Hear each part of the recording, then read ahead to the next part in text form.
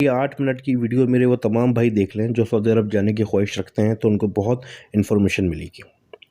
अस्सलाम वालेकुम दोस्तों, उम्मीद करता हूँ कि आप सब खैरियत से होंगे। मैं आपको इस मुख्तसर वीडियो के अंदर कुछ 4 चीज़ें बताता हूँ कि सऊदी अरब जाना 2026 में कैसा है। दूसरा ये है कि इकामा आपको कितने तक का मिल सकता है और क्या इकामे के मामलात चल रहे हैं। तीसरा ये कि जॉब के वहाँ क्या हालात हैं, और चौथा ये कि आपको रिहाइश वगैरह के लिए वहाँ पे क्या प्रॉब्लम फेस करनी पड़ सकती है। तो सबसे पहली बात तो दोस्तों ये कर लेते हैं कि सऊदी अरब 2026 में जाना कैसा है। सऊदी अरब 2026 में जाना बहुत अच्छा है और बिल्कुल मुनासिब है, क्योंकि इस टाइम वहाँ पे वैकेंसीज़ वगैरह हैं मौजूद। लेकिन साथ-साथ मैं आपको ये भी बता दूँ कि सऊदी अरब में भी इस टाइम थोड़ी बहुत कंडीशन ऐसी हो गई है जैसे हमारे पाकिस्तान के अंदर होती है। जैसे आपको जॉब के लिए कोई रेफ़रेंस कोड चाहिए होता है, कोई आपको सोर्स चाहिए होती है। इसी तरीके से अभी सऊदी अरब की भी ऐसी ही पोजीशन है। अगर आप जॉब पे सऊदी अरब जाएँगे तो आपको ये थोड़ा-सा ज़हन में रखना पड़ेगा कि हमें मेरिट को प्रेफ़र अगर करना है या हम मेरिट के अगर उसमें हैं तो हमें थोड़ी-सी वर्किंग करनी पड़ेगी। और थोड़ी-सी वर्किंग से मुराद ये है कि आपको एक दिन में तकरीबन 50-50, 100-100 जगहों पे अप्लाई करना पड़ेगा।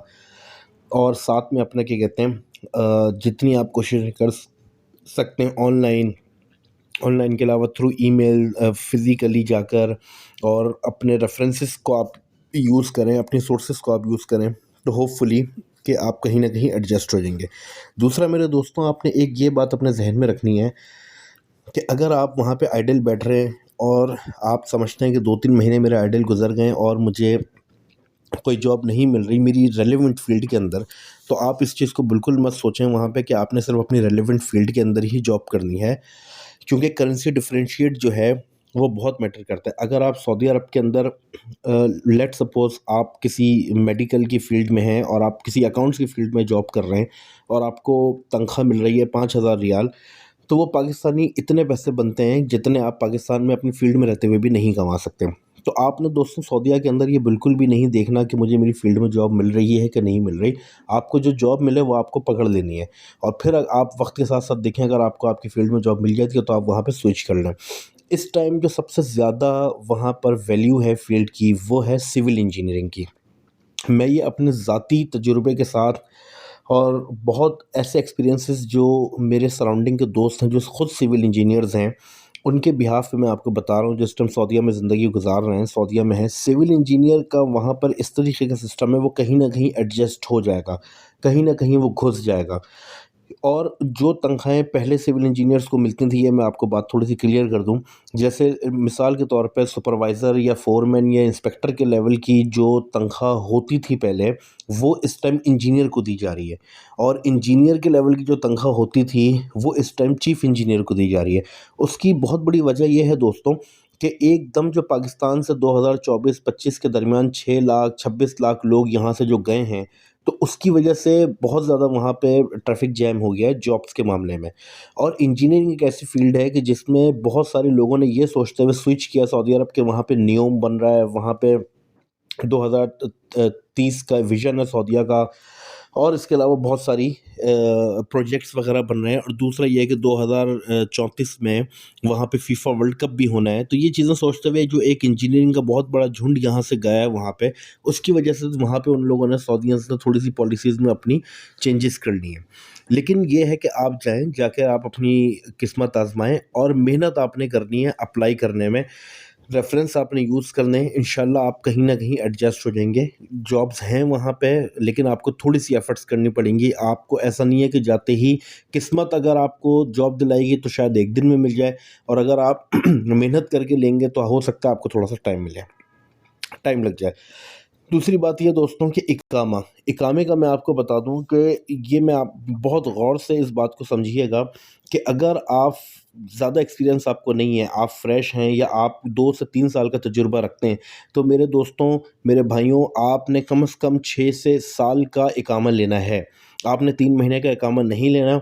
उसकी वजह ये है कि जब आप वहाँ पे जाते हैं, जाने के बाद आपको रिहाइश वगैरह अरेंज करना, इन सारी चीज़ों के अंदर आपका 1 सवा महीना वैसे ही गुज़र जाता है। उसके बाद आपके पास 1 डेढ़ महीना बचता है और आप इतने जूनियर होते हैं कि आप इतनी जल्दी जॉब नहीं हासिल कर पाते। तो इसलिए मेरे दोस्तों कम से कम आपने वीज़ा 6 से महीने से लेकर साल तक का लेना है। 3 महीने का वीज़ा आपको कम से कम आजकल पाकिस्तानी 3 लाख साढ़े 3 लाख रुपए का मिलता है, उसमें डॉक्यूमेंटेशन करा के वो 5 लाख रुपए तक का पड़ जाता है। 6 महीने का वीज़ा इससे 2 लाख ज़्यादा होता है और साल का वीज़ा आपको कम से कम 12 लाख साढ़े 12 लाख 13 लाख रुपए तक का मिलता है, जिसमें आपको डॉक्यूमेंटेशन वगैरह सब कुछ करा के आपको वो पड़ जाता है। तो जो आप अगर आप फ्रेश हैं तो आप, और अगर आपके पास सोर्स है तो आप भले 3 महीने का वीज़ा ले लें, लेकिन अगर आप जूनियर हैं तो आप कोशिश करें 6 महीने से साल का वीज़ा लें। इसमें आपको जॉब ढूँढने में और जॉब हासिल करने में थोड़ी-सी आसानी रहेगी। तीसरी चीज़ ये है मेरे दोस्तों कि वहाँ पे रिहाइश की बात आप एक ये याद रखिएगा कि रियाद जो है वो बहुत महँगा सिटी है। रियाद में आप रहेंगे जाके तो आपको कम से कम इस टाइम सिंगल बेड रिहाइश जो है जॉइंट में वो आपको 600 रियाल से 700 रियाल की मिलेगी। तो और उसके बाद आप खाना वगैरह ये सारी चीज़ें जब आप मिलाएँगे तो वो आपको तकरीबन 1200 रियाल पर मंथ पड़ेगी। तो इसलिए आप कोशिश करें कि आप अगर रियाद में रिहाइश लें तो ऐसे इलाके यानी थोड़ा अंदर की जगह पे जाके लें, जहाँ पे आपको 300-400 रियाल तक पड़े। नहीं तो आप जद्दा, दम्माम, ख़ोबर, तबूक और उसके अलावा जो दूसरे इनके सिटीज़ हैं वहाँ पे रिहाइश बहुत इकोनॉमिकल है। दहरान हो गया, वहाँ पे बहुत इकोनॉमिकल रिहाइश है, वहाँ पे आपको 300 रियाल तक की रिहाइश मिल जाएगी सिंगल बेड की, जो आपको खाना वगैरह मिला के 500 रियाल तक पड़ जाएगी। रियाद बहुत एक्सपेंसिव है, मैं फिर कहूँगा कि आप कोशिश करें कि रियाद जाएँ तो बहुत अंदर के एरिया के अंदर कहीं रहिएगा। अगर आप बहुत मेन सिटी में रहेंगे तो आपको रिहाइश थोड़ी महंगी मिलेगी। और आप अगर दूसरे सिटीज़ में जाते हैं तो वहाँ पे आपको रिहाइश मुनासिब मिल जाएगी। ये आपने अपना एक माइंड बनाना है कि अगर आप 3 महीने के लिए जा रहे हैं या 4 महीने के लिए जा रहे हैं तो आपके पास इस हिसाब से पैसे हों कि अगर आपकी जॉब ना हो तो आप वहाँ पे सर्वाइव कर सकें। चौथा ये दोस्तों सऊदी अरब जॉब के लिए इस टाइम मौजूद है, ठीक है? हर फ़ील्ड्स में वहाँ पे जॉब्स हैं, लेकिन सबसे ज़्यादा जॉब्स वहाँ पे इंजीनियरिंग की हैं। Civil engineering is top faculty top priority there, और उसके अलावा इंजीनियरिंग में इलेक्ट्रिकल, मैकेनिकल और ये सारी फ़ील्ड्स के अंदर बहुत अच्छी जॉब्स वहाँ पे हैं। आप ज़रूर जाएँ, जाके अपनी किस्मत आप वहाँ पे आज़माएँ और ये बात आप अपने ज़हन में रखिएगा कि आपको बहुत सारी जगहों पे अप्लाई करना पड़ेगा। आप यहीं से प्रिपेयर होके जाएँ, इंटरव्यू के अंदर आपको इंग्लिश के ऊपर बिल्कुल अबूर हासिल होना चाहिए, इंग्लिश आपकी कमज़ोर नहीं होनी चाहिए।